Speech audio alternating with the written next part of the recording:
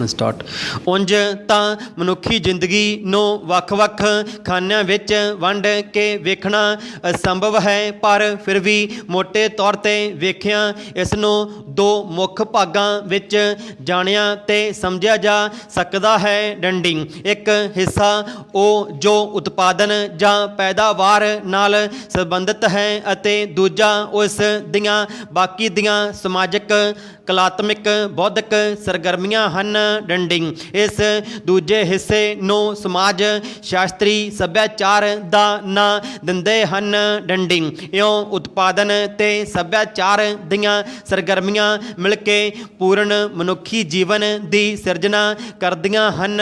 ਡੰਡੀ ਜਿੱਥੇ ਉਤਪਾਦਨ ਦੇ ਖੇਤਰ ਵਿੱਚ ਲਗਾਤਾਰ ਨਵੇਂ ਪੈਦਾਵਾਰੀ ਸੋਮਿਆਂ, ਸਾਧਨਾਂ ਤੇ ਮਸ਼ੀਨਰੀ ਆਦਿ ਦੀਆਂ ਖੋਜਾਂ ਤੇ ਕਾਂਡਾਂ ਦੁਆਰਾ ਆਰਥਿਕ ਪੱਖੋਂ ਖੁਸ਼ਹਾਲੀ ਲਈ ਪ੍ਰਗਤੀ ਲਗਾਤਾਰ ਜਾਰੀ ਰਹਿੰਦੀ ਹੈ, ਉਸੇ ਪ੍ਰਕਾਰ ਮਨੁੱਖ ਆਪਣੀ ਮਾਨਸਿਕ ਤ੍ਰਿਪਤੀ ਤੇ ਅਮੀਰੀ ਲਈ ਸੱਭਿਆਚਾਰ ਦੇ ਵੱਖ-ਵੱਖ ਖੇਤਰਾਂ, ਦਰਸ਼ਨ, ਸਾਹਿਤ, ਕਲਾ ਆਦਿ ਵਿੱਚ ਨਵੀਆਂ ਪ੍ਰਾਪਤੀਆਂ ਲਈ ਲਗਾਤਾਰ ਯਤਨਸ਼ੀਲ ਰਹਿੰਦਾ ਹੈ। ਡੰਡੀ ਆਮ ਤੌਰ 'ਤੇ ਸੱਭਿਆਚਾਰਕ ਪ੍ਰਾਪਤੀਆਂ ਦਾ ਸੰਬੰਧ ਉਤਪਾਦਨ ਦੇ ਖੇਤਰ ਵਿੱਚ ਹੋਈਆਂ ਪ੍ਰਾਪਤੀਆਂ ਨਾਲ ਕਾਫੀ ਜ਼ਿਆਦਾ ਹੁੰਦਾ ਹੈ, ਭਾਵੇਂ ਓਪਰੇ ਤੌਰ 'ਤੇ ਇਹ ਗੱਲ ਬਹੁਤ ਦਲੀਲ ਯੁਕਤ ਨਹੀਂ ਜਾਪਦੀ। ਡੰਡੀ ਇਸ ਸੰਬੰਧ ਵਿੱਚ ਇਸ ਤੱਥ ਤੋਂ ਵੇਖਿਆ ਜਾ ਸਕਦਾ ਹੈ ਕਿ ਖੇਤੀਬਾੜੀ ਪ੍ਰਧਾਨ ਸਮਾਜ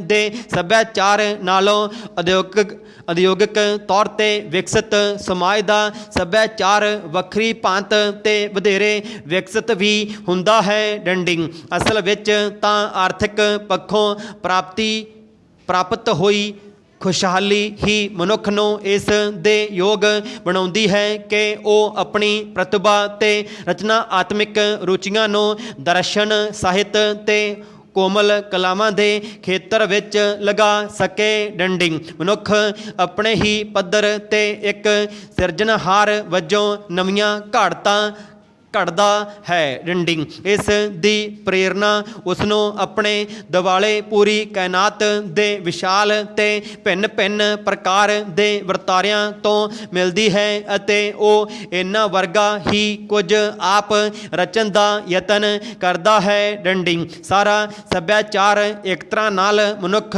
ਦਾ ਆਪ ਰਚਿਆ ਸੰਸਾਰ ਹੀ ਹੁੰਦਾ ਹੈ, ਜਿਸ ਵਿੱਚ ਜਿੰਨੀ ਕੋਈ ਰਚਨਾ ਜਾਂ ਕਿਰਤ ਉੱਚ ਪਾਏ ਦੀ ਹੋਵੇਗੀ, ਓਨੀ ਹੀ ਵਧੇਰੇ ਲੋਕਾਂ ਦਾ ਧਿਆਨ ਤੇ ਪ੍ਰਸ਼ੰਸਾ ਜਿੱਤ ਸਕਦੀ ਹੈ। ਡੰਡੀ ਉਤਪਾਦਨ, ਵਿਗਿਆਨਿਕ ਤੇ ਤਕਨੀਕੀ ਖੇਤਰਾਂ ਵਿੱਚ ਹੋਈਆਂ ਪ੍ਰਾਪਤੀਆਂ ਵਾਂਗ ਸੱਭਿਆਚਾਰਕ ਪ੍ਰਾਪਤੀਆਂ ਵੀ ਮਨੁੱਖੀ ਗੌਰਵ ਦਾ ਚਿੰਨ੍ਹ ਹਨ ਅਤੇ ਨਵੀਂ ਸਭਿਅਤਾ ਦੀ ਉਸਾਰੀ ਦੀ ਸਮੱਗਰੀ ਹਨ। ਡੰਡੀ ਮਨੁੱਖਾਂ ਦੀਆਂ ਸਾਰੀਆਂ ਪੈਦਾਵਾਰੀ ਜਾਂ ਸੱਭਿਆਚਾਰਕ ਸਰਗਰਮੀਆਂ ਦਾ ਮੂਲ ਪ੍ਰਯੋਜਨ ਉਹਨਾਂ ਦੀਆਂ ਆਪਣੀਆਂ ਲੋੜਾਂ ਪੂਰਨ ਅਤੇ ਜੀਵਨ ਨੂੰ ਖੁਸ਼ਹਾਲ ਤੇ ਆਨੰਦਮਈ ਬਣਾਉਣ ਦੇ ਉਪਰਾਲੇ ਹਨ।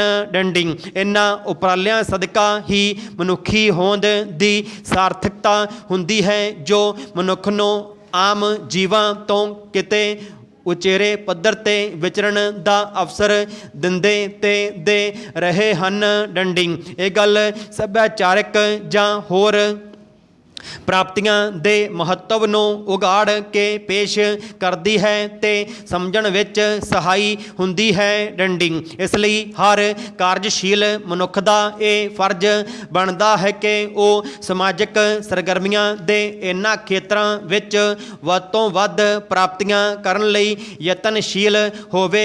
ਡੰਡੀ ਇਉਂ ਕਰਨ ਨਾਲ ਜਿੱਥੇ ਕਿਸੇ ਵਿਸ਼ੇਸ਼ ਵਿਅਕਤੀ ਦੀ ਸਮਾਜਿਕ ਹੋਂਦ ਨਿਸ਼ਚਿਤ ਹੁੰਦੀ ਹੈ, ਉੱਥੇ ਉਸ ਨੂੰ ਕੁਝ ਠੋਸ ਯੋਗਦਾਨ ਦੇਣ ਅਤੇ ਆਪਣੀ ਸ਼ਕਤੀ ਨੂੰ ਉਸਾਰੂ ਪਾਸੇ ਲਾਉਣ ਦੀ ਆਤਮ ਸੰਤੁਸ਼ਟੀ ਵੀ ਹੁੰਦੀ ਹੈ। ਡੰਡੀ ਮਹਾਨ ਕਲਾਕਾਰ, ਸਾਹਿਤਕਾਰ, ਚਿੰਤਕ, ਸੰਗੀਤਕਾਰ, ਵਿਗਿਆਨੀ, ਨੀਤੀਵੇਤਾ ਹੋਰ ਉਗੀਆਂ ਪ੍ਰਾਪਤੀਆਂ ਵਾਲੇ ਵਿਅਕਤੀ ਇਸੇ ਲਈ ਸਮਾਜ ਵਿੱਚ ਵਧੇਰੇ ਸਤਿਕਾਰੇ ਤੇ ਪਿਆਰੇ ਜਾਂਦੇ ਹਨ ਅਤੇ ਸਦੀਆਂ ਤੱਕ ਉਹਨਾਂ ਦੇ ਨਾਂ ਲੋਕਾਂ ਦੇ ਮੂੰਹਾਂ ਤੇ ਰਹਿੰਦੇ ਹਨ। ਡੰਡਿੰਗ ਆਖਰ ਸਭਤਾ ਦੀ ਉਸਾਰੀ ਇੱਕ ਨਿਰੰਤਰ ਮਨੁੱਖੀ ਕਾਰਜ ਹੈ। ਡੰਡਿੰਗ ਜਿਹੜਾ ਵੀ ਇਸ ਵਿੱਚ ਜਿੰਨਾ ਕੁ ਯੋਗਦਾਨ ਪਾਉਂਦਾ ਹੈ ਉਸ ਦੇ ਜੀਵਨ ਦੀ ਉਨੀ ਹੀ ਸਮਾਜਿਕ ਸਾਰਥਕਤਾ ਹੁੰਦੀ ਹੈ। ਡੰਡਿੰਗ ਉਸ ਦੀਆਂ ਪ੍ਰਾਪਤੀਆਂ ਆਉਣ ਵਾਲੀਆਂ ਨਸਲਾਂ ਲਈ ਪ੍ਰੇਰਨਾ ਦਾ ਸੋਮਾ ਵੀ ਬਣਦੀਆਂ ਹਨ। ਡੰਡਿੰਗ ਹਿੰਦ ਵਿੱਚ ਗੁਲਾਮੀ ਦੇ ਖਿਲਾਫ 1857 ਦੇ ਗਦਰ ਸਮੇਂ ਕੁਝ ਉਬਾਲ ਉੱਠਿਆ, ਪਰ ਇਸ ਨੂੰ ਤਸ਼ੱਦਦ ਨਾਲ ਦਬਾ ਦਿੱਤਾ ਗਿਆ ਤੇ ਫਿਰ ਕਿਸੇ ਨੂੰ ਉੱਠਣ ਦੀ ਜ਼ੁਰਤ ਹੀ ਨਾ ਪਈ। ਡੰਡਿੰਗ ਰਾਜ ਭਾਗ ਗਵਾ ਚੁੱਕੇ ਸਰਦਾਰ ਸਾਹਸਹੀਨ ਹੋ ਚੁੱਕੇ ਸਨ ਤੇ ਉਹਨਾਂ ਵਿੱਚ ਵੀ ਸੰਗਰਾਮ ਦਾ ਚਾਅ ਮੱਠਾ ਪਿਆ ਹੋਇਆ ਸੀ। ਡੰਡੀ